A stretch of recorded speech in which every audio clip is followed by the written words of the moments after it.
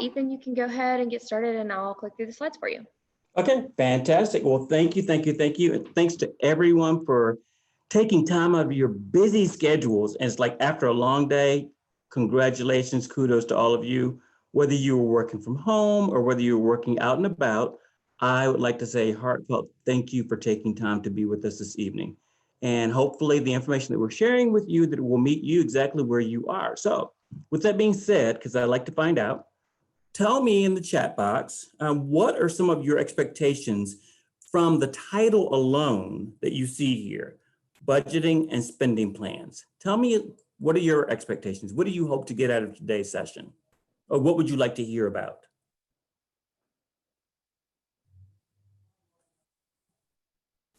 Wow, not everyone at once now. Tips for budgeting, very good, fantastic. Thanks, Jenny, for that. Anyone else? Anyone else? What else would you like to get out of today's session? Surely you had some expectations. Something drew you to the table. There you go. Budget to pay off debt. Very good. Thank you, Tanya. Audrey says how to stay within a budget. Very good. Very good. Excellent. Love this.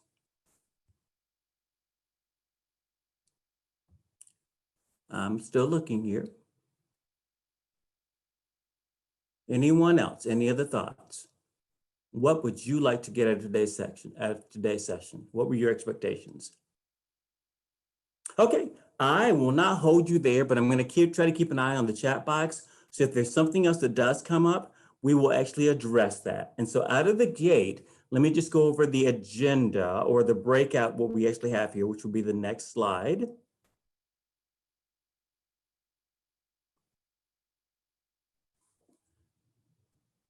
Okay.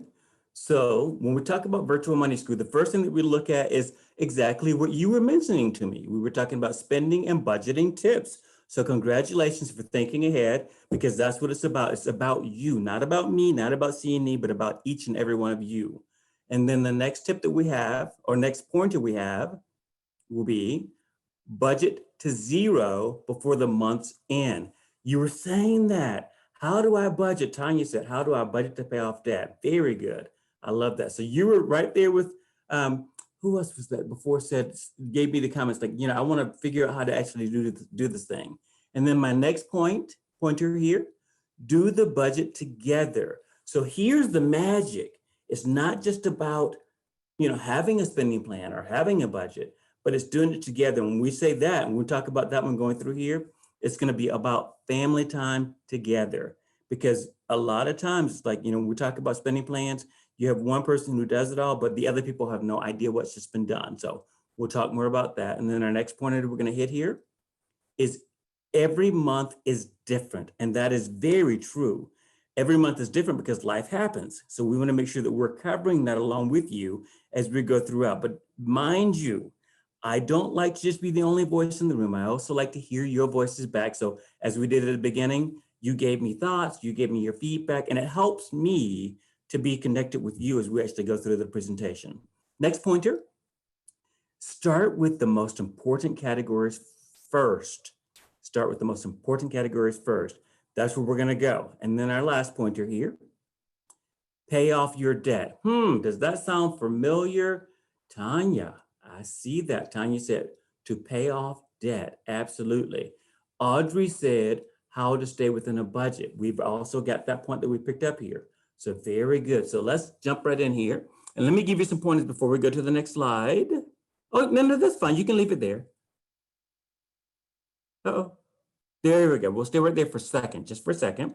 So a budget is going to give you an action plan and clear picture of where your money is ending up each month. That's what it's all about.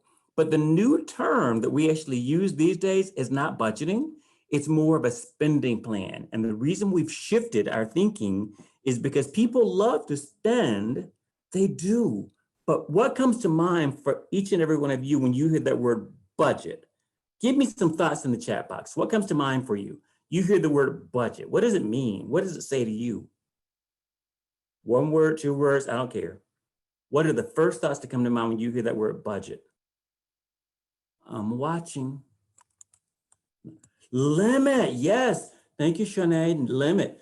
Tina said saving. Tanya said not going to happen. I love it. I love it. I love it. Anyone else have thoughts here?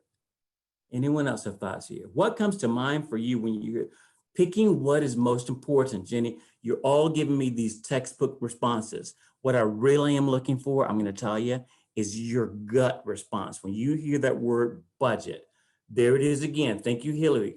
Limit amount to spend. It's like, oh my God, it almost sounds like a diet, doesn't it? It does. How many of you would agree with that one? It almost sounds like a diet because every single year around November, December, people think back to themselves. It's like, oh my God, here we go again. I'm going to make my New Year's resolution. At the top of that resolution, it's going to be to lose weight. And how am I going to lose weight? I'm going to join a gym. And what am I going to do at that gym? I'm going to pay them some money. And what else am I going to do at that gym? I'm going to pay them more money because they haven't set up automatic draft to guarantee that whether I come or if I don't go, they're still going to get their money. So, hey, their budget, if that was their plan to make more money this coming year, they succeed every single year. They do. But when we think about budgeting, it's almost like a diet.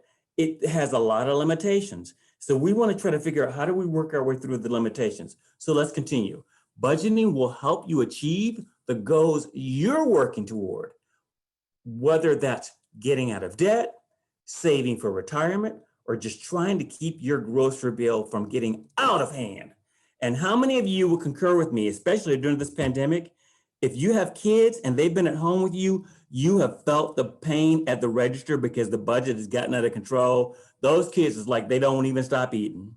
It's like they're eating more and more and more, and you find yourself going back to the store. And then for some households, it's like you find yourself paying for services that you weren't even going to pay for before, like Netflix, or adding channels to your TV just to keep the kids entertained in between times. There goes the money. It's going right back out the door again. So we have to think in terms of, remember we said every month is a little bit different. We do, but it's looking at our individual situations in the mirror each and every month and realizing that we're not alone. There are other people here in this house with us. If it were not for those people, my budget would indeed be in line every single month. If it were just me, myself, and I, just the three of us, okay? Just the three of us. I'm not talking about that song, all right? So 15 budgeting tips for your daily life. You asked it, I'm gonna give it to you. Number one, if you wanna turn to the next slide there for me, please. There we go. And slide after that one. And yep, that should be, let's see, after that one. Yep, oh, no, go back.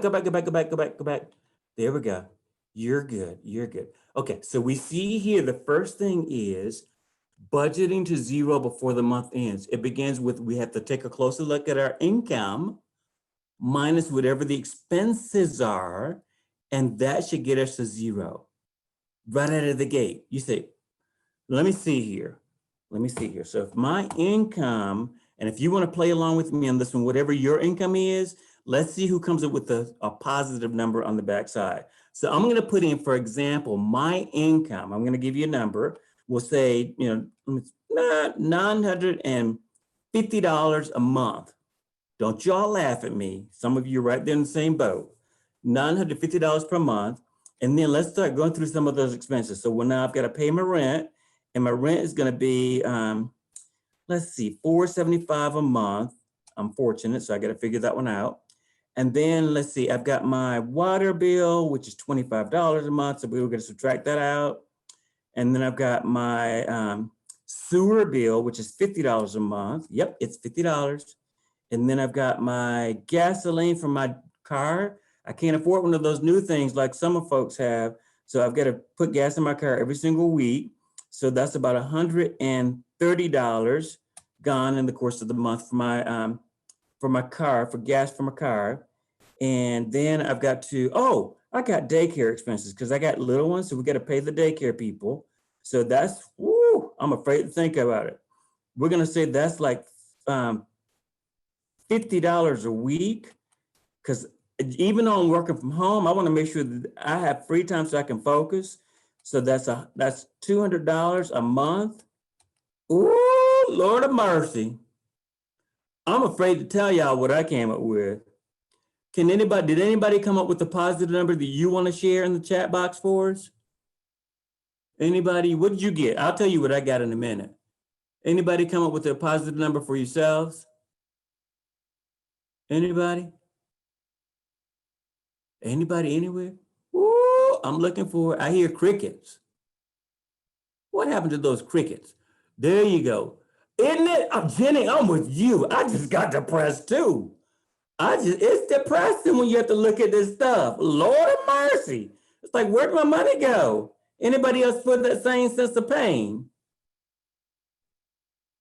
Anybody else? Is it just me? Thank you, Audrey, for raising your hand. I appreciate that. I'm gonna tell y'all what I have, and I haven't even gotten to grocery shopping yet. So this is gonna be called Rob Peter Pay Paul month. I came up with $70 left to do grocery shopping. Let me see here. We got 4 weeks, and divided by my $70. That means I can't spend any more than $18 a week on groceries. Now, you know that that's not going to work. So somebody's not going to get paid. And so when we said that, I hear you, Hillary. Hillary said, just stopped. I would have just stopped too. That's why I didn't want to share my information, because I felt like stopping right then.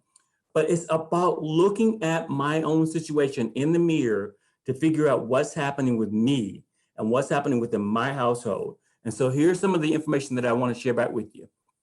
When we talk about zero-based budgeting, this is a way of budgeting where your income minus your expenses equals zero. With a zero-based budget, you have to make your expenses match your income during the month. That way, you're giving every dollar that's coming in a job to do. Now, that doesn't mean you have $0 in your bank account, but it just means your income minus your expenses equals zero. Pretty simple, right? Well, basically, it's just a plan for your money. It's not as simple as it sounds. But let's say if we had more money. So let me ask you this one. So we saw that part of it as far as, the mechanics behind working to zero. What do you think some solutions are? When we talk about this whole part of getting to zero, but we want to end up on the positive side, what are some potential solutions? Give me some answers in the chat box. What do you say? What is the solutions? Because we know that the income is just not enough right now. Any solutions? Get another job, get a second job, okay? I like that, thank you. A roommate, thank you, Jenny, that's a smart idea. Cut some expenses down, thank you, Tanya, I see that answer there. Yes, ma'am, yes, ma'am. Pay half each paycheck of all the bills, thank you, Hillary. That's a smart strategy. And you can, you can actually have like an envelope system where you take out half, you know what's going to be due at this period of time for whatever those bills are based on that paycheck. And then the other half when the other check comes in. Very good. Thank you, Hillary. Go on that diet for real. I like it, Jenny. Absolutely. It will force us to do the thing that we don't want to do the most. And that really is to commit ourselves to it. That's what I think I hear you saying this. We're pushing ourselves up there. We're going to make a commitment to ourselves to do just that, to go on that diet for real. Because if there's other income in the household, and this is something I was hoping to see in the box, is if it's not just a roommate, but if there are other people who already live in the household, if they have income, how's about asking them to contribute something? Because the money that's being spent by you and I, that money is actually covering for everyone in that household. Has anyone else noticed that other than me? Anyone else in the chat box? Or raise your hand. Anybody else notice that that money that we're spending, there's a lot of people. There you go, Audrey. There's a lot of people who are actually taking advantage of that money we're spending. We're putting food in the refrigerator, and just as quickly as we can put it in there, the one thing that we thought we were going to get, because we were like, oh my God, I'm so ready for this. And you go in the refrigerator and somebody else already got it. They already got it. So it's encouraging other people to work along with us. Only 4 more years to go. Oh, yeah, you go, Tanya, laughing out loud. Me too. 4 more years and you can say goodbye to those wonderful people. Say, welcome to the world. I'm changing the locks. Welcome to the world. Absolutely. So let's say, for example, let me give you another example here. Let's say, just to help us to get there, you earn $3,000 a month. Everything you spend, save, give, or invest should add up to $3,000. That way you know exactly what's going on. But the key in all of what we do, it doesn't matter the dollar amount, but the key in what we do, step number 1 is to write down your monthly income. Write down your monthly income. Next, we say, write down your monthly expenses. Write down your monthly expenses. So we know what's going to be due based on what's actually coming in the mail or that text message reminder that we get from the creditor that we owe money to, or the letter that we get, whatever it is that we get, we know exactly what the dollar amounts are. So what I always encourage is think in terms of, okay, so if I got these bills coming in, and I know the people who are here, whether they're roommates or they're other people who are actually in the household with me, we should also look at it together, discuss it. How much money are we working with? And when we get to pull all of our money together, then we can determine based on that what things are going to be paid and when. And if there's extra money set left over, that money should be people contributing towards savings. So we begin to build a cushion. We begin to build a cushion up from that. Okay. So we say, create the creation of a zero budget. We talked about some of the details of that one. Then there's seasonal expenses, such as, drafted as part of the equipment of the equation that we actually have to work with. We have to look at all those little things, okay? Let me see if I can give you some other tips inside of here. So we talked about the seasonal expenses. Subtract your income from your expenses to equal 0. We said that one. Track your spending throughout the month. How many people have a spending tracker, or you actually have an Excel spreadsheet or something that you've created where you're actually able to keep up with the monies that's going out each month? And what I propose while you're thinking about that one, I propose is like having like 3 columns. You have a column at the beginning of the month as you sit down as a family, and you write down, even if it's just you still make a family of 1. You write down those things that need to be paid in the course of the month. So that becomes your proposed budget.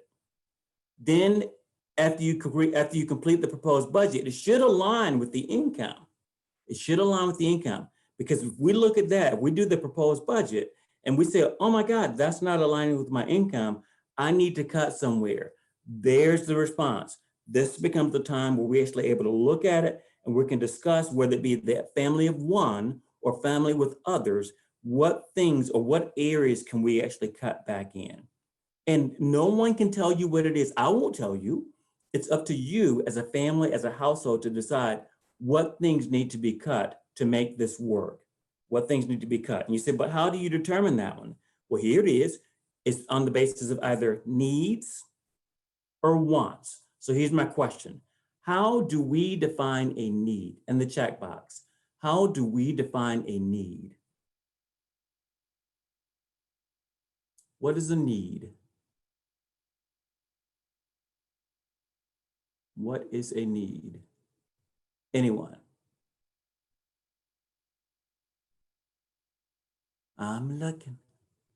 I'm waiting. Yes, thank you, Hillary. Need is shelter, food, a car, like transportation. Very good. Okay. Any other responses to that one? What is a need? How do you define it? How do we define it? What is a need? Something essential. Thank you, Jenny. Absolutely. The bill that has to be paid every month or it will get cut off. You're correct, Tanya. They don't wait. Like the utility service, you don't have to wait for them to send you another notice. Or you can ignore them all you want to. Just like with the cell phone service, you can ignore them, but one thing is going to go away, and that is either we will pay them or the service will go away. It will go away. So very good recommendations. Now, let's do the flip side. How do we define a want? How do we define a want? How do we define a want? I'm looking. How do we define a want? Anyone, not all at once now.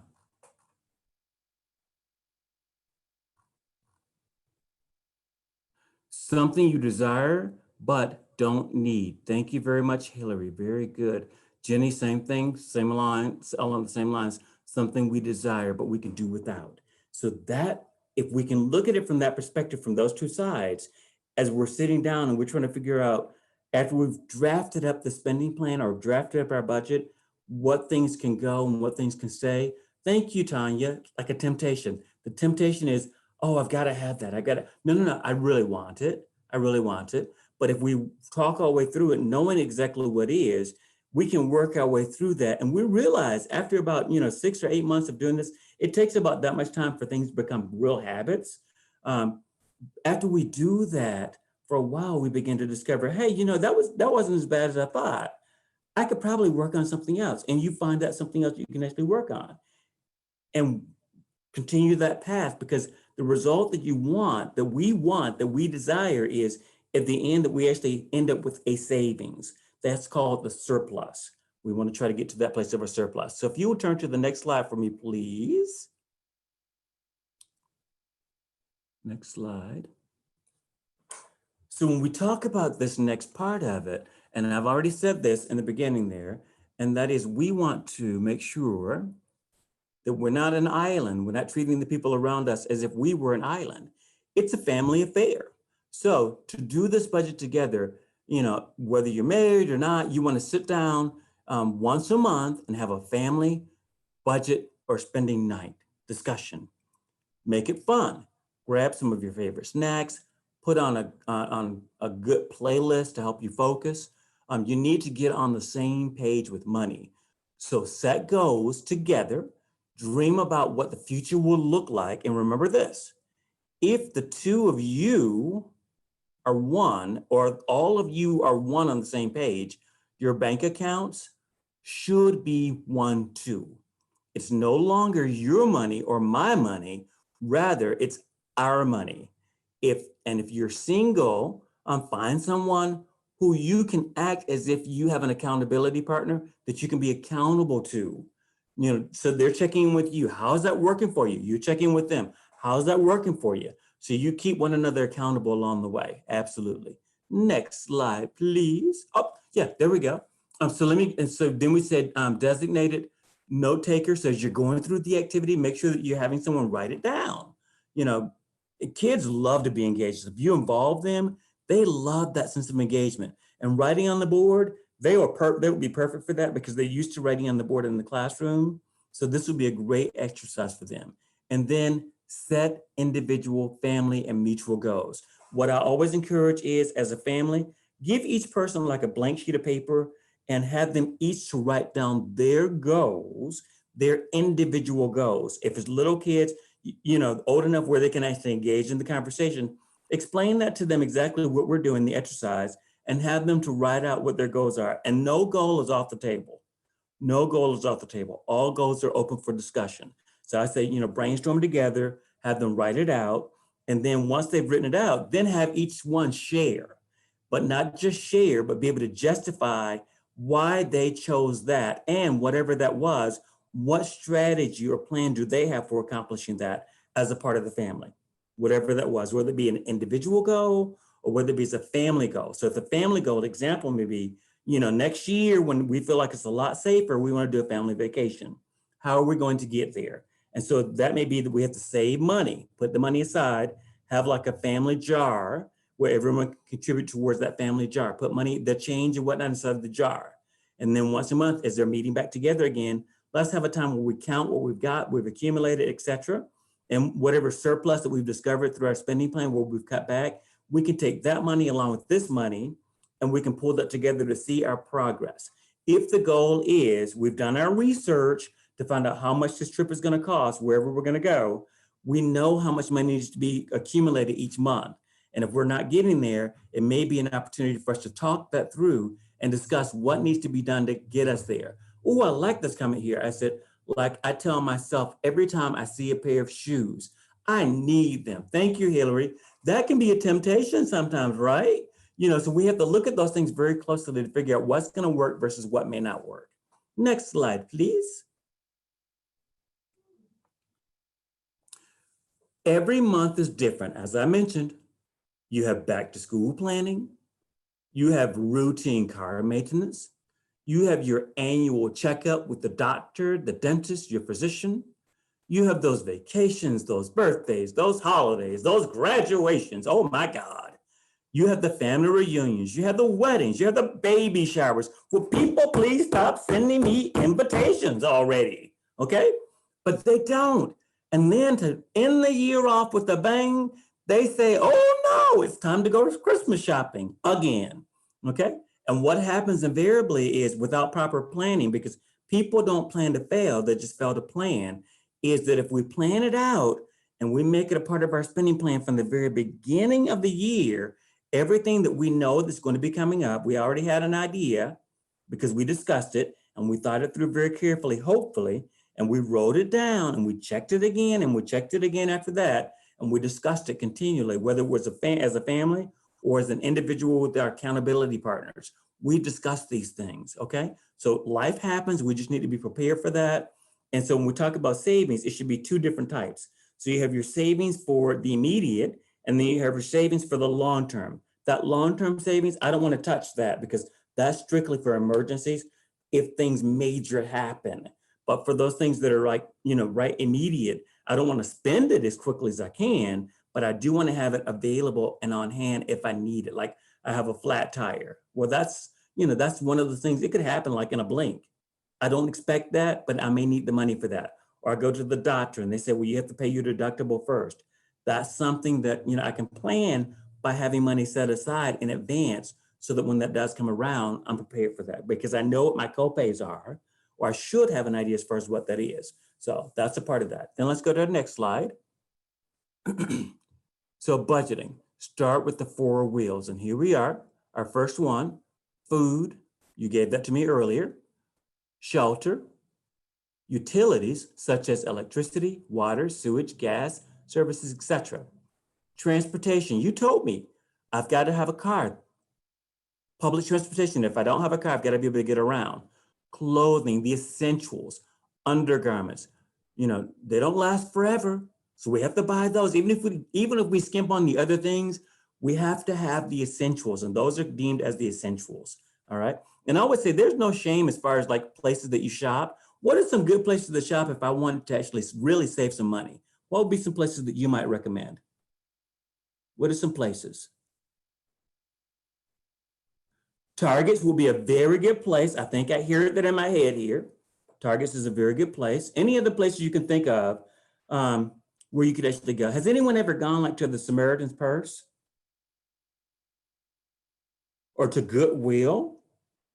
Those are good places. Sometimes you find some real good bargains there, or yard sales, especially in the weekend. Oh my goodness. People are getting rid of things, and it's like the best time I like to go shopping is like after the new year or just before summertime, springtime. People do spring cleaning. So those are some really good deals that you can actually find because people are trying to get rid of as much stuff as possible so they can buy new things. So absolutely. So think of places that you can actually go where you can actually find some great deals and make your money stretch. Next slide, please. Indebtedness expense. And so we're looking at the utilization of discovered surpluses. Pay off your debts. Utilization of various software such as PowerPay is a good tool to help you do that. Don't be afraid to trim the budget. Make a schedule and stick to it. Track your progress, such as like an Excel spreadsheet, Quicken, create a buffer in your budget so that you have the money set aside if something happens. Cut up your credit cards if you can. If you have a ton of them, it may be time to cut up some of those anyway. Didn't say anything about closing them out. I just said cut them up so that you won't be tempted to use what you can't see, okay? All right, next slide, please. So with that being said, we've covered a lot of information in a very short window, but let me ask, are there any questions that you have outside of what we just discussed? And is there anything that I left any stone unturned? in our conversation based on what you shared with me as far as expectations from the beginning? Anything, anyone?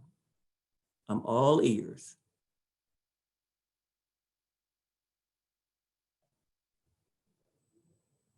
I'm looking. See, I told you I was looking. I'm just waiting for your responses. There you go. Oh, thank you, Hillary. I appreciate that. I tried. Anyone else have feedback for me there? Anyone else? Anyone else? Okay. If not, I would like to personally say thank you to each and every one of you. I'm going to turn the floor back over to Brooke. There's one more slide I want to share with you beforehand. If you will bring me back to the share slide there, Brooke, I'm going to share some resources with the group. Thank you, Janet. And it's going to be, there we go. So here are some resources. And the best way I would say, if you're using your computer, if you hit on print screen, it will capture exactly what you see there on your screen. And then you can take that and you can copy and paste it. You can copy and paste it onto a Word document, and you will have everything that I just shared with you here. But because these are some great resources that you might find to be very beneficial.